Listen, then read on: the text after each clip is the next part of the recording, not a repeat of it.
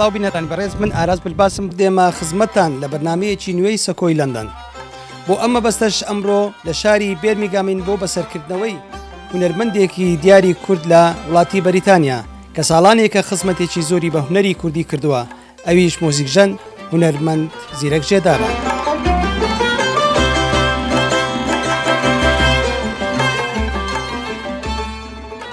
کاک زیرەک بە خێراتنێکی گەرمە دەکەین بۆ شاری خۆت شاری بێرمیگام ساڵانێکی دوور و درێژە تۆ لەم شارەدا خزمەتێکی زۆرت کردووە. زۆر سوپاس کاکارەژگان، سوپاس بۆ ئەم بەسەرکردنەوەیە، سوپاس بۆ ئەم کەناڵە جوانە کە لە خەمی هونەر و کللتور و واروها ڕەوەندی کوردیە لە تەواوی بەریتانیا.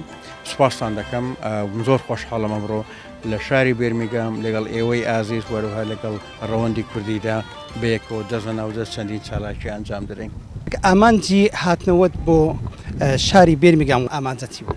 بەڵێ من بەڕاستی لە مانگی 5 دەکە لە ئایارەوە لەلایەن ڕێکخراوی سیلێبتنگ سانکشی پەیوەندیم پێوەکرا کە سەرۆکایەتی شارەوانی بێرمیگام مەبەستیانە من بگەڕێمەوە شاری بێرمیگام بە مەبەستی بەشداریکردن لە فستیڤاڵی هەفتەی پەنابەران و لە هەمان کاتدا ئەنجامدانی چەندین چاڵاشی تر هەر لە چوارچێوەی ئەم فستیڤاڵەدا بۆ ناساندن و ئاشناکردنی کولتوری کوردستان چ لە ڕێگای هونەر و مۆسیقاوە بێ و هەروها چ لە ڕێگەی پانێڵ و سیمینارەوە بێتن. تاوەکو ئێستا من چەندین چاڵاشی ئەنجام داوە و کە ڕۆژە گەورەکە بوو کەرنەڤاڵی هەفتەی پەنابەران بوو، ناساندنی کللتورە جیاوازەکانی ئەم شارە بوو. ئێمەش وەکو گروپی مۆسیقای دەهۆڵ با جلوبەرجی کوردی و ئاڵای کوردستان و گۆرانی مۆسیقای ڕەسەنی کوردی و واروها ئامادەبووان و هەڵپەرچێدا توانیمان بەشێک لە کللتوری کوردستان بە ئەو کەسانە بناسین کە تاوەکو ئێستا ئەشنایەتیان لەگەڵ کوردستان نییە یان ئێمە ناناسن وەکو پێویست. ئەوەش هەدەفی ڕئیسی ئێمە بوو. لە هەمان کاتیشدا کللتور بنەمایەکی بەهێزە بۆ دروستکردنی پەیوەندی کۆمەڵایەتی واروها بۆ دروستکردنی پەیوەندی مێژوویش نەوە لە دوایینەوەوە کە ئێمە پێمە وایە وەکو قەوارەیەکی هەرێمی کوردستاندا پێویستمان بۆی هەیە کە وڵاتەن ئێمە بناسن و ئەو پەیوەندیە کللتوریانیشمان هەبێ بەیەکەوە. کاک زیرەک ئێستا ئێمە لە شوێنێکین، ئەم لۆکیشنە چیت بیردێنێتەوە؟ چی یادگاریەکت بینێەوە سەرەتای چاوپێکەوتنەکەمانە؟ تۆ هەست بەچی دەکەی ئێستا کە لێرە کەناڵێکی کوردی چاوپێکەوتن لەگەڵ دەکا؟ تۆ خەریکە دەمگرێنی کاک ئارەش غوربەتم دەجوولێنەوە. بێرمیگام بەشەکە لە دڵی من لە ڕۆحی من بەڕاستی من کوردستان ئازیزە لەلام، من کە خەڵکی هەولێرم هەولێر بەشەکە لە دڵی من، بەڵام بێرمیگام بەڕاستی هیچی کەمتر نییە. ئەوەی من لەو شارە بەدەستم هێناوە، ئەوەی من لەم شارە کردومە و ئەو خزمەتانی بش بەخشیومە لەو شارە لە هەردوو لادا زۆر تێکەڵاویەک هەبووە. هەر لەو خۆمان لە پشتەوەی خۆمانەوە هۆڵی سەمفۆنیا کە چەندین نمایشی جۆرا و جۆرم لەم هۆڵەیە کردووە کە هۆڵێکی زۆر پایەدار و پایە بەرزە. هەموو هونەرمەندێک ناتوانێت لەم هۆڵەدا مۆسیقا پێشکەش بکە. من کردومە کە یەکەمین جارم چوومەتە سەر ستەیجی هۆڵی سەمفۆنی، من بەڕاستی گەروم پڕگریان بوو کاتێککە من وەکو بینەر چوومە لەوێ دانیشتومە وەکو ئامادە بوو، بەڵام یەکەمین جار لە ساڵی 2005ەوە کە چوومەتە سەر ستەیجەکە حالتێکی زۆر جوان بوو. ئێستا کە دەیبینم هەمان ئەو ڕۆژەم بەبیر دێنێتەوە. ئەوەی پشتجەنابیشتان ئەوە کتێبخانەیە. ئەم کتێبخانە گشتیەی بێرمیگام من زۆر ئیسفادەم لێ کردووە، هەم بۆ ئەو کاتانەی کە من پێویستم بەسەر چاوە هەبوو کاتی تەڵەبایەتیم لێرە کە ماستەرەکەم تەواو کرد، زۆر هاوکارم بوو و پێشتریش کە لە شوێنێکی تر بوو کتێبخانە لە ڕێگای ئینتەرنێت و کۆمپیوتەرەوە زۆر ئیسفادەم لێ کرد، لە ڕێگای زمانەوە زۆر ئیسفادەم لێ کرد. ئەو کتێبانێک کە من پێویستم پێ بوو یان نەمدەتوانی بیکڕم با بۆمانایە بڵێن یان دەست نەدەکرد لە بازاڕەوە، من دەچووم لە کتێبخانە بەدەستم لێنا بۆی کە کتێبەکان بخوێنمەوە. هەر بەعام ئەو فەزایە ئێرە و فەزایە کە من 20 ساڵە ئاشنایەتیم لەگەڵیا هەیە و ئەو نمایشێکە کردیشمانە و لە فستیڤاڵەدا هەر لە پێش ئەم کتێبخانە گشتەوە پێش سیمفۆنی هۆڵ بووم کە هاتمەوە سەر ستەیج هەستێکی زۆر خۆشی پێدام و هەستم بەوەی کرد من لە ماڵی خۆمم جارێککە هەستم بە ئەمان کردەوە. کاک زیرەک باست لە کۆمەڵێک چالاکی کرد لەگەڵ لە سەمفۆنی هۆڵ. ئەمێ بگەڕینەوە بۆ ئەوەی ساڵی چەند تۆ هاتووی بۆ وڵاتی بەریتانیا و لە کەیەوە تۆ بەشداریت لەم کار و چالاکیانە کردووە؟ پرسیارێکی جوانە. من لە ساڵی 2002 وەکو پەنابەر ڕوون کردە وڵاتی بەریتانیا لە مانگی 11 2002 بوو، وەڵە مانگی دەبوو ببوورە. لە بیدایەتی 2003 دوای 3-4 مانگ کە لێرە بووم، من تاقیبی ئەوەم کرد ئایا چ گروپێکی مۆسیقی هەیە. ئەین لە بۆ نمونە ئەگەر فیتەرێک بێ متابعی سناعە دەکا، ئەگەر فیلم سازێک بێ متابعی شوێنی پرۆدەکشن دەکا، ئەگەر کابرایشی دکتۆر بێ متابعی لایانی تۆبی دەکا. من بەڕاستی یەکسەر متابعی لایانی هونەریم کرد لە وڵاتی. ئەم بەداخەوە کە لە بێرمیگام هیچ گروپێک ڕێکخراوێکی وا هونەری نەبوو لەوەی کە کار و چاڵایشەکان ئەنجام بداتن. من دەستم بەوە کرد لەوەی کە تاقیباتی خۆم دەست پێ کرد بۆی کە بزانین چ مۆسیقیەکانە لە بێرمیگام لە چواردەوری بێرمیگام کۆ بکەینەوە. خۆشبەختانە توانیم 5-6 مۆسیقی و هونەرمەندی بەتوانە کۆ بکەینەوە. گروپێکماندانا بە ناوی گروپی مۆسیقای دەهۆڵ لە ساڵی 2003. هەر ئەو ساڵە یەکەمی ساڵ ماموکاتێک کە بەشداریمان کرد لە فستیڤاڵی هەفتەی پەنابەران، یەکەم جار بوو کورد بە جلوبەرجی کوردیەوە بە فڕقەیەکی منەظەمی 4-5 کەسیەوە بە ئاڵای کوردستانەوە بە گۆرانی مۆسیقای ڕەسەنی کوردیەوە بێتە سەر ستەیج. ئەوە دەست پێکمان بوو. دوایی دامێکی زۆر چاوەڕوانێکی زۆر لەلایەن ڕەوەندی کوردیەوە حکوومەتی بەریتانیا بە هەمان شێوە چاوەڕێ زیاتریان لە ئێمە دەکرد. من کردم بە ڕێکخراوی هونەری دەهۆڵ بۆی فراوانتر ئیش بکەین. هەرەوە بوو دوایی من گروپێکی هەڵپەرکێشم دامەزرا. ئەو گروپە هەڵپەرکێش زیاتر کاریان نمایشی هەڵپەرچێ جیاوازەکانی کوردستان بوو. لە هەر نمایشێکدا 5-6 شایی جیاواز هەڵپەرچێ جیاواز پێشکەش دەکا بە جلوبەرجی کوردیەوە. لەو کاتۆ من بەردەوام بووم. دوای فستیڤاڵی لە بۆنی سێوەمدا کرد بۆ ناساندنی کارەساتی چیمیا بارانی هەڵەبجە، ئەویشان لە ساڵی 2007 بوو کە 180 بینەرەکانمان ئامادەبووانمان خەڵکی غەیرە کورد بوون. هەدەفی منیش ئەوە بوو کە ئێمە هەڵەبجە ئەمە هەموو وەکو کورد دەزانی هەڵەبجە چی بەسەر هات، دەزانی ئەنفال چییە، بەڵام چۆن خەڵکی غەیرە کورد خەڵکی دەرەوەی کورد دەزانێ ئەمشتە چی و چۆن ڕووی داوە.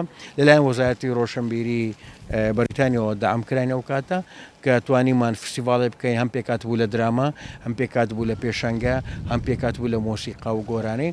تاوەکو ئێساش بەردەوامین. ئەو ساڵانێک کە من لێرەمە لەبەرەوەی من ژیانم بۆتە دوو بەشێک لە کوردستانم و بەشێکی لە بەریتانیامە.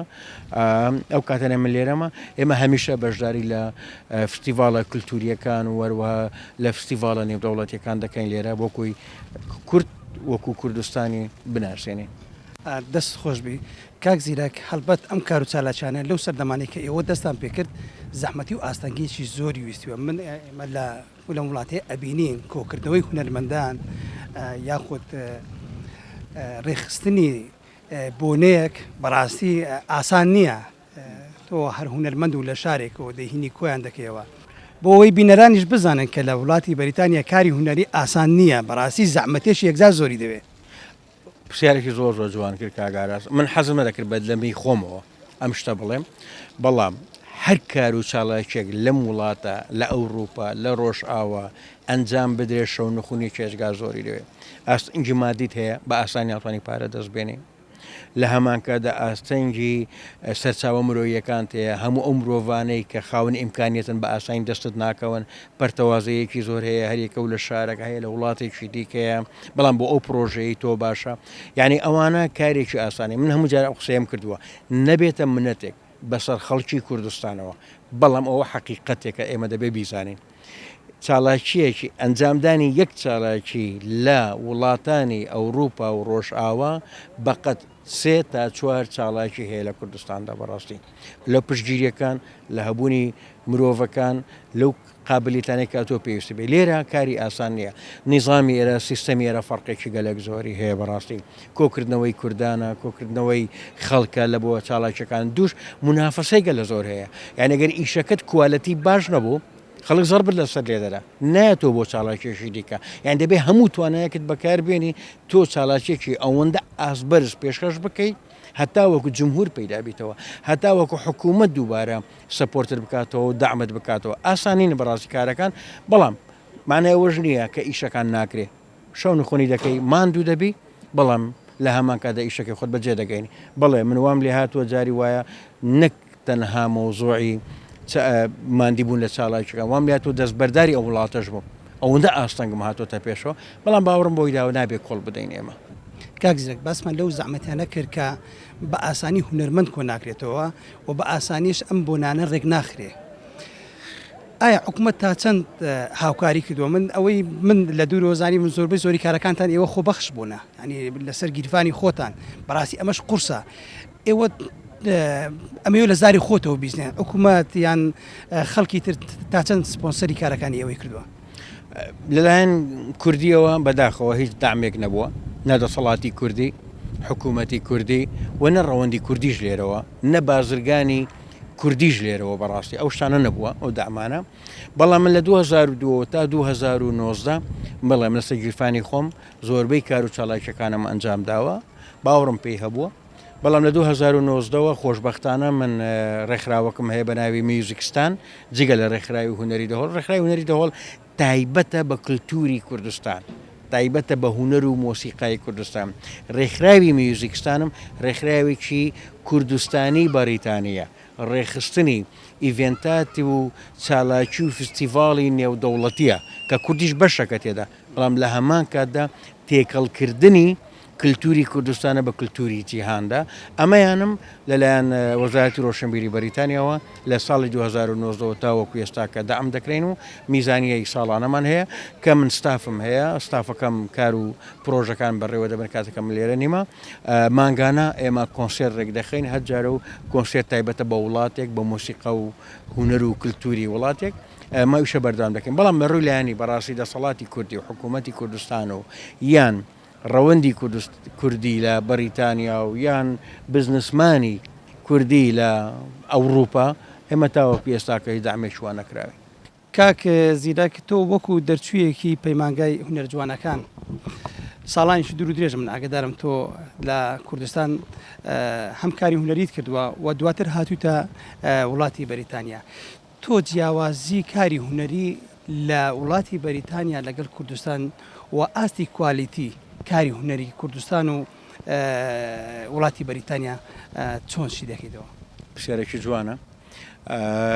پێم وایە لێرە لە ئەوروپا بەگشتی مام باسی ئەوروپا بکەنەوە بە تایبەتی بەریتانیا ئیحتیماماتی زیاتر هەیە بۆ کار و چالاکی هونەریەکان، دامی زیاتر هەیە بۆ کار و چالاکی هونەریەکان. بازار بەسەر کوردستان لێ نەدەین ئێمە، نەڵێن هیچ شتێک نییە لەوێ، بەڵام پێم وایە وەکو پێویست نییە. و بە تایبەتیش لە ساڵی 2014 لە نەمانی موچەوە دوای شەڕی داعشەوە تقریباً حساب کە 90 کار و چالاکیە کللتوریەکان وەستێنران کە ئەمە زیانێکی زۆر گەورەی بەڕەوتی هونەری کوردی و کللتوری کوردی گەیان. و لە هەمان کاتیشدا لێرە هەرچەند تەرکیزیانەکە لە ڕووی لایەنە دیبلۆماسی دەکە بێتن، بەڵام قەت لایەنە کللتوریەکەش فەرامەش ناکەن. یعنی وەزارەتی ڕۆشنبیری ئێرە، ئارس کاونسلی ئێرە، ستی کاونسلی ئێرە هەمیشە بەشێکیان هەیە لە بۆ دامی چالاکیە کللتوریەکان. بەڵام جوانترین شت لێرە چییە؟ تەنها شتەکان لە بۆ ئینگلیز نییە، لە بۆ بەریتانی نییە، لە بۆ هەر کەسێکی ئاکتیڤە چالاکە کە لەم وڵاتە دەژیتن و دەوێت کار و چالاکی ئەنجام بدە دام دەکرێت. ئەین تازە نمونەیەکم باس کرد. من ڕاستە ڕێکخراوێکم هەیە بە ناوی میوزیکستان، هەر ناوەکەی وا دیارە لە کوردستانەوە نزیکە، ساحێبەکەی ئەوەی کە دای مەزاندووە منم کە من بخۆم لە ئەساسەوە غیرە بەریتانی ڕاست ێستا بە جنسیە بەریتانیمە، بەڵام لە هەمان کاتدا من خۆ ئەسڵ لێرە لەدایک نەبوومە، من کوردم، بەڵام ئەو دەرفەتە بۆ منی شەیە کاتێککە من کار و چالاکی ئەنجام دەرم. کە دێنە سەر کوالەتی بەڵێ لێرە زۆر مصڕن لەسەرەوەی ئەو کار و چالاکی دەکەی دەبێت کوالەتی بەرز بێ. ئەگەر کوالەتی بەرز نەبێت دەکرێت چانسی ئەوەت نەبێ تۆ جاری دیکە داعم وەربگریەوە، فەند وەربگریەوە لەلایەن حکوومەتەوە یان لەلایەن محافەزەوە لە هەر شوێنێکەوە بیتن تۆ وەری ناگریەوە. یعنی هەرسەنگاندنێکەیە بۆ کار و چالاکیە هونەریەکانت. ئەمەیان زۆر گرنگە کە تۆ لە وڵاتە جێبەجێ دەکەیت. من یەک بە خۆمان ئەمە خۆمان عشقی کوالەتینە و پێمە وای ئیشێک نەکرێ باشترە ئەگەر بە کوالەتی خراپ بوو. کوالەتی یەک لە کوالەتی هونەریەکە لە لای مەشتێکی زۆر گرنگەوە. دووش تۆ کاتێککە پێناسەی کللتوری خۆت دەکەی تو دەبێت لە ئاستێکی بەرز ئەو پێناسەیە بکەیت. ئەم زۆر جارە قسەیم کردووە بەڕاستی کاگاراش. ئەم پێشەوەی کە من بێمویان ساڵی یەکەمیشم کە هاتم فستیڤاڵاتم لێرە بینیوە، گۆرانی بێژە کاتووە قات و ڕیباتێکی لەبەرە، سایزەرە کیبۆردێکی لەگەڵە، نیو سەعات گۆرانی گتۆ ڕۆیشوە، کەس نەیزانێ ئەوە سەر بەکوێیە چ وڵاتەکە چۆنیە، بەس نیو سەعات گۆرانی بڵێ و تەواو بڕۆ. ئەوە کێشەیە لە بۆ کللتوری تو ئەمە کێشە دروست دەکات لەوەی کە خەڵواتی لەگە مۆسیقا و گۆرانی تو لەو ئاستەیە حکوومەتی جارێکە دامی تۆ ناکاتەوە لەسەرەوە ئاساسەوە کە توە ئیش بکەین کوالەتی لێرە گرینگە و ئیتیمامات لە بۆ کار و چاڵاکیە کللتوریەکان بەڕاستی گرینگە. کاک زیرەک لە وڵاتی بەریتانیا کۆمەڵێک هونەرمەندی تێدایە موزیکسەنی ئەکادمی تێدایە بەڵام بەداخەوە هەرێکۆ بە ئیشێکی تایبەتەوە مەشغوڵە. پەیامە چیە بۆ ئەو هونەرمەندانە چۆن بتوانین لە وڵاتی بەریتانیا موزیک و هونەر دووبارە سەر لە نوێ گەشە بکە و لە هەمان کاتە چۆن بتوانین خەڵک ڕاکێشن بۆ ساڵۆنەکانی یاخود هۆڵەکانی هونەری. پرسیارێک وروژانی کاگاراست و خەریکە تووشی شەڕم دەکەی لەگەڵ هونەرمەندان و بەشێک لەو کەسانی کە لە دانیشتنوە ساربوونەتەوە لە کاری هونەری بەڕاستی ینی هۆکارەکەی دامی حکوومەتە هاوکاری نییە بوو مەسەلەن هونەرمەندێک ساڵانێکی دوور و درێژ خزمەتی کردووە دێ لە وڵاتی بەریتانیا دانیشتووە بە بزنسێکەوە خەریکە ئایا تووڕەبوونی ئەو هونەرمەندانەیە لە مۆسیقا یا لە حکومات هۆکارەکەی چییە؟ وڵی بەڕێی من خۆشگۆ پرسیارە نەکردا بووە بەڵام تازەکە کردیتە مەجبورم جوابت بدەمەوە. یەکەمیان تەمبەڵیە دووەمیشان بزنسە ئەوانە وەکو بزنس تەمەشای هونەریان کردووە بەس باسی وڵاتی بەریتانیا بکەین زۆر هونەرمەندی گۆرانی بێژی بەناوبانگت هەر لەو شارە گۆرانی بێژی بەناوبانگت هەیە بەڵام 20 کەس لەم وڵاتە ئەو گۆرانی بێژەی تو ناناسێتن کەچی ڕەنگە بە هەزارها ئەلبومی بفرۆشێ لە کوردستاندا و هەروە هونەرمەندی دیکەتێ لە شاری دیکە لە لەندەن و لەوانە کێشەکە زین لە چیە بەڕێی من تەمبەڵیەکە لە لایەکی ترەوە ئەوانە وەکو بزنس تەماشای هونەریانکە هونەر لە بۆ حەفلاتی کوردی بەکاردێنن سەفقاتێک پارەی پێی وەربگرن و دابنیشن بەڵام لە لایەکی دیکە و باش چ دەکەن کاتێک مقابلە دەکرێن وەڵای ئێمە خزمەتی هونەری کوردی دەکەین یەکەمیان من کەس منەتی بە ئیشی من نەبێ من کە دەیکەم عشقی خۆمە بۆ هونەر بۆ مۆسیقا ئەوە منەتێک نییە لەسەر مشتەماعی خۆم بیکەم من لە ژیانمدا نەمگوتەوە قەتیش ناڵم وڵای من خزمەتی هونەری کوردی دەکەم باشە ئەگەر من حەزم لە مۆسیقا نەبووە ئایا مۆسیقام دەکرد ئەو گۆرانی بێژە حەزی لە گۆرانی گوتن نەبووە ئایا گۆرانی دەگوت ئەو دەرهێنەری سینەماییە حەزی لە دەرهێنانی سینەما نەبووە ئیشی دەکرد بەس لە بەخاتری کورد کوردیەتەویشان لە بەخاتری خۆی کوردیەتی ئەو یەک لادەم لە بەخاتری خۆتە تۆ نابیکەیە منت دوو ئێمە هەم ئەگەر مافیشمان هەبێتن بەڵام بەرپرسیارەتیشمان هەیە بەرامبەر بە کولتورمان بەرامبەر بەنەتەوەمان نەک لەوەی تۆ لەسەر حیسابی ئەو جمهورە دەوڵەمەند بووی باشە لەسەر حیسابی کورد تۆ بەناوبانگ بووی دەستکەوتت هەیە ئەی بۆ شتێکیش نابەخشی بۆ نای لێرە لە فستیڤالاتەکانیشە بەشداری بکەی هەم ڕەوەندی کوردی کۆ بکەیەوە و هەمیش خۆت عەرزێکی کللتوری وڵاتەکەی خۆت بکەیت بەس چییە ئایا لە بەروی پارەی تێدانە یان پارەی کەمە ئەدی بۆ دەچی حەفلەیەکی کوردی دەکەی باسی هەزارها پاوەندەکەی لە بۆ حەفلەیە ئەدی بۆ نای لە فستیڤالێکی کللتوریدا بەشداری بکەیت من گۆرانی بێشەیە لەم شارە کە زۆر مەشهورە و زۆر دەوڵەمەندیشە لە ژیانمدا نەمبینیوە لەسەر یەک ستەیجی فستیڤالات بەشداری کردبێ تەنها لە حەفلات نەبێتن باشە بۆ لەوە حەفلەتە پارەی سەفقەتی پارێکی باشی تێدا لە بۆی یعنی تووڕەبوو نییە لە مۆسیقای کوردی تەمبەڵیە و تەماهی زیاترە لە ئەو مۆزوعە هەز بەو بەرپرسیارەتیە ناکەن و کەچی کە دێتە سەر مقابلاتیش با منەوە نەفرۆشمە سەر خەڵک بەڕاستی کە دێتە مقابلاتی ڕۆژنامەوانی تەلەڤیزیۆنەوە بەس سەرزار و بنزاریان خزمەتی هونەری کوردیە خزمەتی هونەری کوردی بەچی کردووە کاکی براتەوە ئەسڵ هەندێکیان هەر مۆسیقا و گۆرانی کوردیان هەر شێواندووە ئەمە کەی ستایلی مۆسیقا و گۆرانی کوردی ئەسلی ئێمەیە ئەگەر تۆ هاتی ئیشی لەسەر دەکەیت ئەو ویستم بیکەم بە پرسیار زۆرێک مەسالە لە هونەرمەندان حەز بە جیاوازیی زۆر دەکەن هەم لە کەناڵ هەم لە وەزارەتی ڕۆشنبیری هاوکاریان ناکریان جیاوازیەکی زۆر لە نێوان هونەرمەندەکان دەکرێت ویستم بە پرسیار ئەمە بکەم حەز دەکەم زۆرێک لە هونەرمەندانیش لەسەر حەقن لەوەی کە تووڕن لە بارودۆخی کە لە هەرێمی کوردستاندا هەیە کەناڵەکان جیاوازێکی زۆر لە نێوان هونەرمەندەکان دەکەم ڕاستی یان کلیپەکانیان دانابەزێنن وەکو پێویست نایخەنە ڕوو کار و چالاکیەکانیان ناخەنە ڕوو زۆرێک لە هونەرمەندەکان لەم شتانە زۆر بێتاقەتن دەستیان خۆشبی ئەو کەناڵانەی کەوا دەکەن ئەگەر شتێک کوالەتی باش نەبوو پێویست ناکات بکرێت بەڕاستی ئەوە یەک من نارێن لەسەر ئایدۆلۆژیای جیاواز دەبێت هونەرمەند فراوبەش بکرێت بەڵام ئەگەر شتێک کوالەتی باش نەبوو نابێت پێشکەش بکرێت ئەوە یەک دوو هونەرمەندێکی ڕەنگە 10 ساڵەوە پێش مەشهور بوو بە ئیشی جوان و باشی کردبێ بەڵام ئێستا وەستاوە ئێستا ئیش و باشی ئیش و کار و چالاکیەکانی زۆر کوالەتی نزمە ئەو تەلەڤیزیۆنە ئیتیمامی پێ نادا ئەو کەناڵە ئیتیمامی پێ نادا گۆرانی بێژی لە بابەتەمان زۆرە ئەمە باس هوەری مۆسیقا و گۆرانی بکەین مۆسیقاژەنی وامان باشە هەیە 5 ساڵەوە پێر مۆسیقاژەنێکی زۆر باش بووە بەڵام ئێستاکە بەڕاستی مستەوایەکی کزی هەیە سێمیان بەڕاستی شتێکی تریش هەیە یعنی تۆ کە ئیشی باشت کرد میدیا خۆی بەدوات دەکەی باشە پێت وایە ئەو کلیپانەی کە لە کەناڵەکاندا دەبەزێ ئایا هەموو کوالیتین هەموو شتی باشن حتمان خەڵەتە ئەم خۆ پێدام باشترین مۆنیتەرین ڕقابە دەبێت لەسەر میدیای کوردی هەبێ بەڕاستی تۆ بەس وازۆش بێنە مۆسیقا و گۆرانی کوالەتی خراپ ئەری چەند مقالەی کوالەتی خراپدا دەبەزێتن لەو حالەتەدا وەنیە ئەری چەند دراما و شان و فیلم پێشکەش دەکرێتن کە ئەوانە من خراپن لە بۆ میزاجی کوردی لە بۆ پەروەردەی کوردی لە بۆ تەسقیف کردی یعنی سبەینێکە یەک خەڵک لە دەرەوە واتی لەگە ئاشتی تو هەر ئەوەندەیەوەی کە لە میدیاکە دەبینی و دوش ئەو گەنجەی ئەو مشتمای ئەتو پەروەردەی دەکەی بە کوالەتی خراپ پەروەردەی دەکەی نامانەیە ئەوەی نییە کە هەرچی بڵاو دەکرێت و کوالەتی باشە بەڵام دەم دەستیان خۆشبی ئەگەر بیان وابێ ئەو کەناڵانێک شتێک کوالەتی خراپە دای نەبەزێنن هیچی دیکە کاک زیرە وەڵا دەبێ بچینە سە پرسیارێکتر سەبارەت بە خوێندن تۆ دوای 18 ساڵ لێرە دەست بە خوێندنەوە کردەوە گەیشتە چی بەڵێ من لە 2010 دەگەڕامەوە هەرمە بەشیشم مەسلەی خوێندن بوو دوای 18 ساڵ دابڕان لە خوێندن و لە پەروەردە خۆشببختانە لە زانکۆی وولڤەهامپتن وەرگیرم بۆ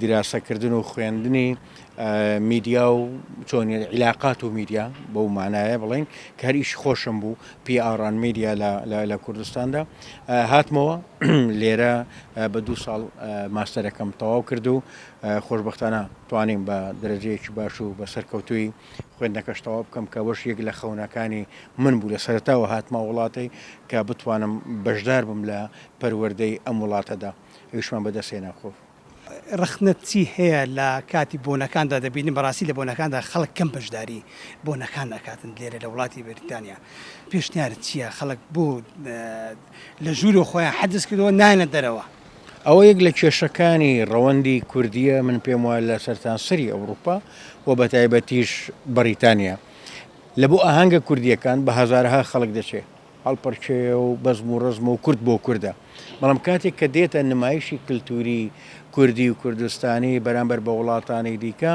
ئەنی بەداخەوە کوردەکانمان ئەوەندە چالاگنینە کە ئەمە ڕەخنەیەکە پێم وایە زۆربەی خەڵک لە وڵاتیان بڵین تێبینیەکە هەمومان هەیتمان بۆ هیوایان بەڕاستی ڕەوەندی کوردی لە مەودووە زیاتر بیر لەو چاڵایشانە بکاتەوە بەشداریکردنیان لەو چاڵایشانە بکاتەوە ژیان تەنها حەفلەی کوردی و هەڵپەرچەی کوردی و نەورۆز و جەژن نییە لێرە هەوکو باسم کرد ئێمە مافمان هەیە لەم وڵاتە بەڵام بەرپرسیارەتیشمان هەیە بەرامبەر بە کللتوری خۆمان بەرامبەر بە عادات تەقالیدی خۆمان بەرامبەر بە نیشتیمانی خۆمان بەڵێ ئەم لە حەزەیەکی زۆر جوانە کوردەکان کەمتر لە چاو ئەوەی کە هەنە بەشداری چالاکیە کللتوری و هونەریەکان دەکەن بەڵام خەکانێکیشمان هەیە بەڕاستی دڵسۆزن ئەوەی کە ئەمن بینیم لە شەمەی ڕابردوو ئەو کووردە دڵسۆزانەی ئەوانەی باوەڕیان بە پرسەنەتەوەی کللتوریەکان هەیە حزوریان هەبوو ئێوەوانان بەڕاستی دەورێکی زۆر باڵاتان گێرە